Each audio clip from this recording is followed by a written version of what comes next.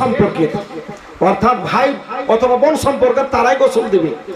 অন্য গো সম্পর্কের অর্থাৎ মামু, হ্যাঁ চাচা, বাপ, ভাতিজা এরা গোসল দিতে পারবে না, এটাও ভুল প্রচলন।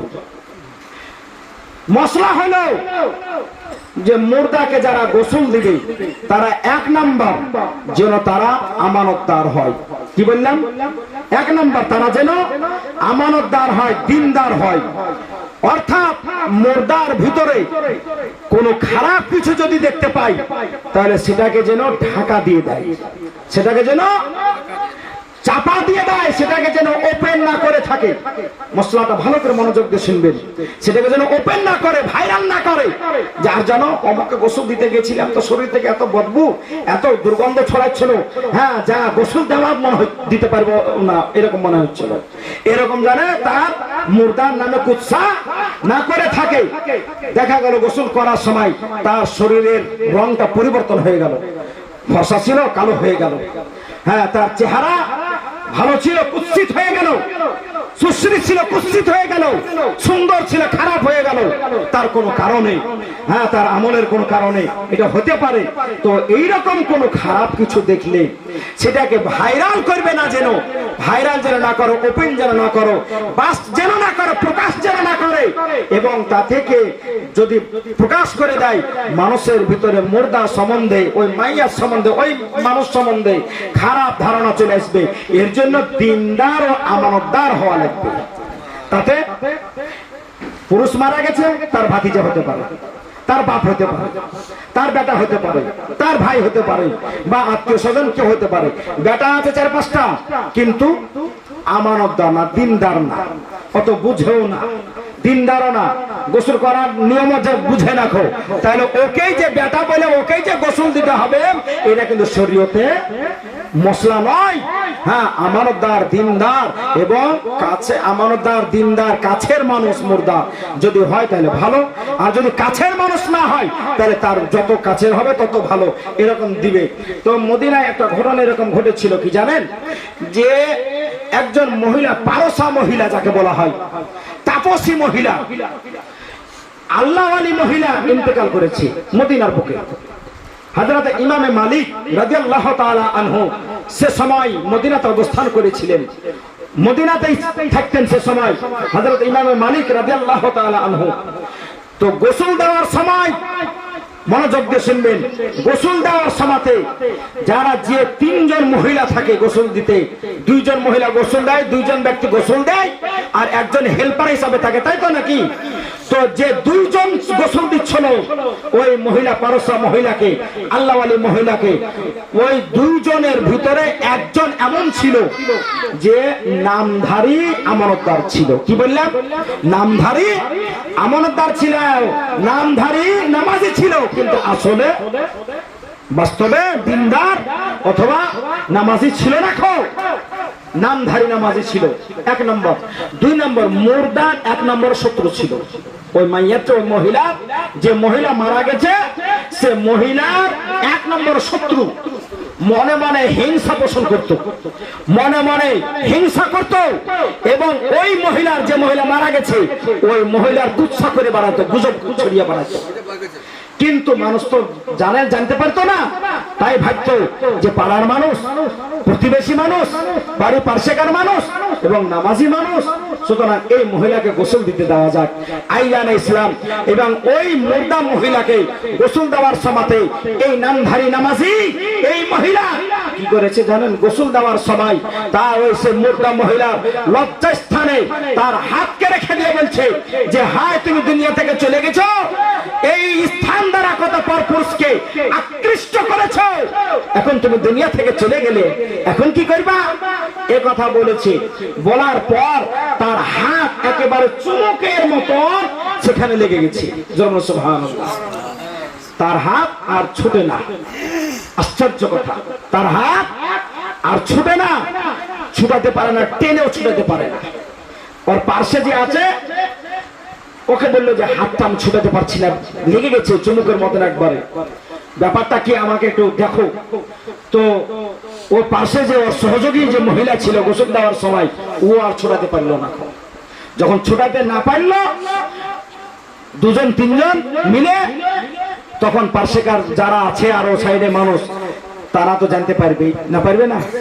তারা জানতে পারলো, তারা চেষ্টা করলো হাতটা ছুটিয়ে নেবার, কিন্তু তারাও ছুটাতে পারলো না। খুব আস্তে আস্তে যতজন জানতে পারলো, যত রকমের দুয়া দুরুদ, যত রকমের কৌশল ছিল, সর্বপ্রকারের কৌশলাদি ইখতিয়ার অবলম্বন করলো, সর্বপ্রকারের কৌশল খাটিয়ে চেষ্টা করলো, আপ্রান্ত ভাবে জনে জনে চেষ্টা করলো, কিন্তু কেউ ছুটাতে পারলো না।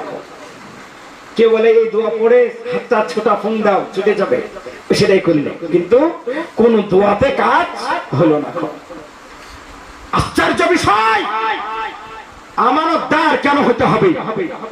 আইয়ানে গ্রামী লাস্ট ফিনিশিং হযরতে ইমামে মালিক, যে চারজন ইমাম, বিখ্যাত ইমাম আছেন, তার মধ্যে যিনি একজন ইমাম হযরতে ইমামে মালিক রাদিয়াল্লাহু তাআলা আনহু।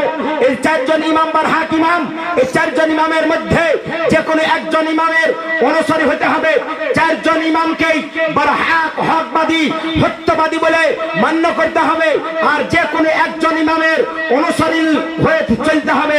যেমন আমরা হযরত ইমামে আযম আবু হানিফা নোমান বিন সাবিত রাদিয়াল্লাহু তাআলা আনহুর অনুসারী, কিন্তু তার মানে এটা নয় যে আমরা ইমামে মালিককে মানি না, তার মানে এটা নয় যে হযরত ইমামে শাফিকে মানি না, তার মানে এটা নয় যে আমরা ইমামে আহমদ বিন হাম্বলকে মানি না। আমরা সকলকেই হক বলে মানি, কিন্তু যে কোনো একজন ইমামের আমরা অনুসরণ করে চলি, একজন ইমামের মুকাল্লিদ আমরা। তো হযরতে এই চারজন ইমামের মধ্যে একজন বিশিষ্ট ইমাম হলেন হযরতে ইমামে মালিক রাদিয়াল্লাহু তাআলা আনহু। মদিনাতেই ছিলেন তখন। হ্যাঁ, হযরত ইমামে মালিক রাদিয়াল্লাহু তাআলা আনহুর কাছে সংবাদটি পৌঁছানো হলো। হযরত ইমামে মালিক রাদিয়াল্লাহু তাআলা আনহু কাশফের মাধ্যমে, হযরত ইমামে মালিক রাদিয়াল্লাহু তাআলা আনহু কাশফের মাধ্যমে চক্ষুকে বন্ধ করে বিষয়টা পুরোপুরি ভাবে জেনে নিলেন। এই আইয়ানে ইসলাম আল্লাহ ওয়ালা জিনারা হয়ে থাকেন। আরে আমরা আপনারা কি দেখি? আমরা আপনারা সামনে দেখতে পাই, পিছনে দেখতে পাই রাখো, আমরা আপনারা সাইডে দেখতে পাই রাখো, এবং আমরা কেমন দেখি? হয় লাইটের আলোতে দেখি, না সূর্যের আলোতে দেখি। অন্ধকারে আমরা দেখতে পাই কি? অন্ধকারে আমরা দেখতে পাই না। কিন্তু যারা আল্লাহ ওয়ালা হয়ে থাকেন, যিনারা আল্লাহর ওয়ালি, তিনাদের দর্শন বিষয়ে মহান নবী পাক সাহেবুল আওলাদ সাল্লাল্লাহু আলাইহি ওয়াসাল্লাম বলেছেন, ইত্তাকু ফিরাসাতুল মুমিনিনা ইন্নাহু ইয়ানজুরু বিনুরিল্লাহ। মুমিনদের নিগাহ থেকে বাঁচো, মুমিনদের দৃষ্টি থেকে বাঁচো, তার কারণ তারা আল্লাহর দেওয়া জ্যোতিতে দর্শন করে থাকে। সুবহানাল্লাহ। আল্লাহ এমন একটা পাওয়ার দিয়ে থাকেন, আল্লাহ এমন একটি শ্রবণ শক্তি দিয়ে থাকেন, যেটা পৃথিবীর কোন শক্তি শুনতে পাবে না, সেটা আল্লাহ ওয়ালাগণ শুনতে পান। এমন এক দর্শন শক্তি দিয়ে থাকেন, যেটাকে পৃথিবীর কোন যন্ত্রের মাধ্যমে দেখতে পাওয়া যাবে না, সেটাকে আল্লাহ ওয়ালা দেখতে পেয়ে থাকেন। আইয়ানে ইসলাম হযরত ইমামে মালিক রাদিয়াল্লাহু তাআলা আনহু কাশফের মাধ্যমে জেনে নিলেন, বুঝে গেলেন, এবং উনি মানুষজনকে ডেকে বললেন যে ওই শরীয়তের যে মসলা, শরীয়তের যেটা ফতোয়া, একজন কোন ব্যক্তি যদি কোন ব্যক্তিকে জেনার আরোপ লাগিয়ে থাকে, অনেকে বলে দেয় না টুক কথাতে একজন অমক অমকের সাথে জেনা করেছে, বলে দেয় না? তো যদি জেনার আরোপ লাগানো অত সহজ নয়, জেনার সাক্ষী দেওয়া অত সহজ বিষয় নয়। আপনি জেনার বিষয়ে খুব সতর্কতা অবলম্বন করবেন। খবরদার কারো সম্বন্ধে কুমন্তব্য করার আগে শত শতবার ভাববেন, আমি যে কুমন্তব্য করছি, আমার এই মন্তব্যটা কোন জায়গায় গিয়ে দাঁড়াতে পারে। তার কারণ হচ্ছে শরীয়তের বিধান হলো যে কোনো ব্যক্তি যদি কোনো ব্যক্তির উপরে জেনার আরোপ লাগায়, আর যদি সেটা হয় ভুলে প্রমাণিত যদি হয়ে থাকে, তাহলে পরে ওই ব্যক্তিকে ৮০ দৌড়া খেতে হবে। কত বললাম? ৮০ দৌড়া খেতে হবে, কম কথা নাকি? তো হযরতে ইমামে মালিক রাদিয়াল্লাহু তাআলা আনহু উনি বললেন যে ওই মহিলা, ওই মৃতা মহিলার উপরে জেনার আরোপ লাগিয়েছে। সুতরাং যতক্ষণ পর্যন্ত ওই মহিলাকে 80 দররা না মারা হবে, 80 কড়া না মারা হবে, অতক্ষণ পর্যন্ত হাত ছুটবে না। 80 কড়া পুরা হয়ে গেলে, 80 কড়া মারা হয়ে গেলে অটোমেটিকলি ভাবে হাত ছুটে যাবে। তো হযরত ইমামে মালিক রাদিয়াল্লাহু তাআলা আনহু ফতোয়া প্রদান করলেন। তিনার ফতোয়াকে বাস্তবায়িত করা হলো। বাস্তবায়িত করার পরে যখন ওই মহিলাকে এক এক করে 80 কড়া মারা হলো, সঙ্গে সঙ্গে 80 সংখ্যা পূর্ণ হওয়ার সাথে সাথে হাতটা ছুটে গেল। জোরে সুবহানাল্লাহ। বোঝা গেল যে যা মুর্দাকে যারা গোসল দিবে এরা যেন 1 নম্বর আমানতদার হয়। বুঝে গেল মশলাটা? যে সে গোসল দিবে না খো, বেটা বলেই, চাচা বলেই, ভাতিজা বলেই গোসল দিতে জানে না, কিন্তু মনে মনে হিংসা করে। ভাতিজা হলে দিকে মনে মনে চাচার হিংসক থাকে না, ভাতিজা হিংসা করে না। বেটার জন্য না আলাদা কথা, ভাতিজা তো করে, চাচা তো ভাতিজার হিংসা করে, আর ভাতিজা তো চাচার করে। ভাই ভাই করছে তো চাচা ভাতিজা তো দূরের কথা। আই জানে ইসলাম। 2 নম্বর কথা হচ্ছে যে ওই ব্যক্তি যে মারা গেছে ওকে কোন রকমের কোনো কষ্ট দেওয়া যাবে না। এবং মশলা হচ্ছে যে ইন্তেকাল করার পর ওই মুর্দাকে, যেমন শীতের সময় আমরা চাদর গায়ে দিই, সোয়েটার গায়ে দিই, জ্যাকেট গায়ে দিই, আমরা কম্বল গায়ে দিই, শুইলে লেহাপ আমরা গায়ে দিই তো নাকি?